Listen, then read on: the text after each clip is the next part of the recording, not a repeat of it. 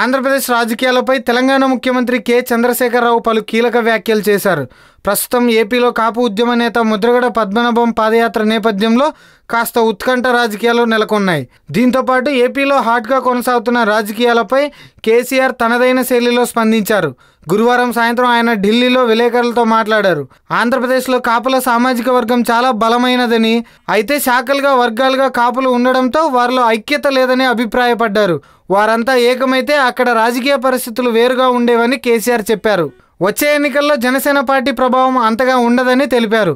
ఈ నేపథ్యంలో ఆయన ప్రజారాజ్యం పార్టీని ప్రస్తావనకు తీసుకువచ్చి గుర్తు చేశారు. ఒక పార్టీని నడిపించడం అంటే చిన్న విషయం కాదని ఆయన వ్యాఖ్యానించారు. ఇక ఏపీలో భారతీయ జనతా పార్టీ అడుగు పెట్టాలని చూస్తోందని, అందుకే కాపులకు ప్రాధాన్యం ఇవ్వాలని భావిస్తున్నట్లుందని కేసీఆర్ తెలిపారు. ఈ వీడియో మీకు నచ్చినట్లయితే లైక్ చేయండి, షేర్ చేయండి. మరిన్ని అప్డేట్స్ కోసం మా జనహితం టీవీని సబ్స్క్రైబ్ చేయడం మాత్రం మర్చిపోకండి.